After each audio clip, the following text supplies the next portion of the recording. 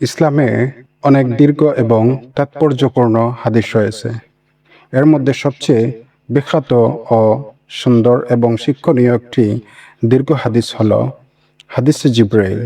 এই হাদিসটিকে ইসলামের অন্যতম ভিত্তি বলা হয়, কারণ এতে এক নজরে পুরো দিনের ইসলাম, ঈমান ও ইহসান সারসংক্ষেপে ফুটিয়ে তোলা হয়েছে। হাদিসে জিব্রাইল ইসলাম, ঈমান ও ইহসানের বর্ণনা। হযরত ওমর ইবনে খাত্তাব রাদিয়াল্লাহু তাআলা আনহু থেকে বর্ণিত। তিনি বলেন, একদিন আমরা আল্লাহর রাসূল সাল্লাল্লাহু আলাইহি ওয়াসাল্লামের মজলিসে বসা ছিলাম। এমন সময় হঠাৎ আমাদের সামনে এক ব্যক্তি উপস্থিত হলেন, যার পোশাক ছিল দবদবে সাদা এবং চুলগুলো ছিল কুচকুচে কালো। তার মধ্যে ভ্রমণের কোনো লক্ষণই দেখা যাচ্ছিল না, অথচ আমাদের মধ্যে কেউ তাকে চিনতও না।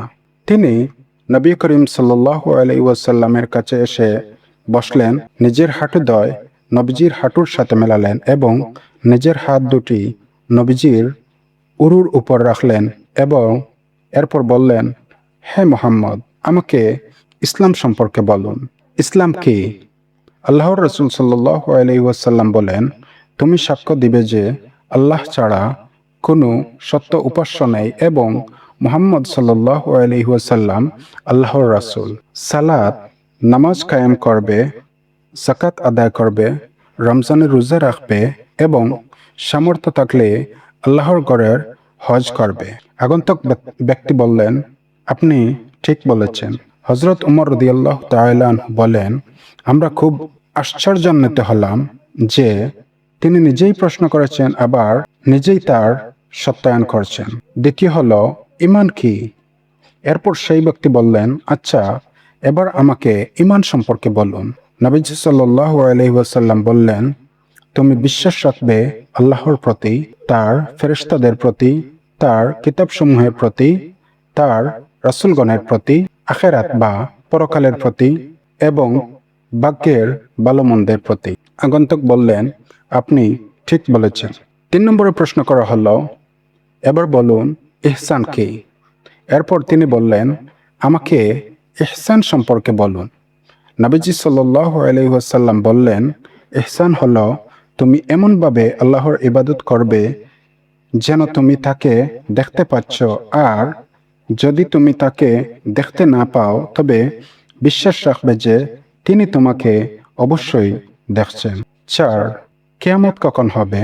এরপর তিনি বললেন, আমাকে কিয়ামত কবে হবে তা সম্পর্কে বলুন। নবীজি সাল্লাল্লাহু আলাইহি ওয়াসাল্লাম বললেন, এ বিষয়ে যাকে প্রশ্ন করা হচ্ছে আমি সে প্রশ্নকারী, আপনি অপেক্ষা বেশি কিছু জানেন না। অর্থাৎ এর নির্দিষ্ট সময় আল্লাহ ছাড়া কেউ জানেন না। তিনি বললেন, তাহলে আমাকে এর কিছু লক্ষণ বা আলামত বলুন। নবীজি সাল্লাল্লাহু আলাইহি ওয়াসাল্লাম বললেন, দাসীবর্তী তার মনিবকে জন্ম দেবে, সন্তানরা মায়ের অবাধ্য হবে, আর তুমি দেখবে যে নগ্নপথ, বস্ত্রহীন, দরিদ্র মেষপালকেরা বড় বড় অট্টালিকা বা প্রাসাদ নির্মাণ করে একে অপরের সাথে প্রতিযোগিতা করছে। হাদিসের শেষ অংশ। এরপর সেই আগন্তুক ব্যক্তি চলে গেলেন। আমি হযরত ওমর রাদিয়াল্লাহু তাআলা আনহু বেশ কিছুক্ষণ চুপচাপ থাকলাম। তখন নবীজি সাল্লাল্লাহু আলাইহি ওয়াসাল্লাম বললেন, হে ওমর, তুমি কি জানো প্রশ্নকারী ব্যক্তিটি কে ছিলেন?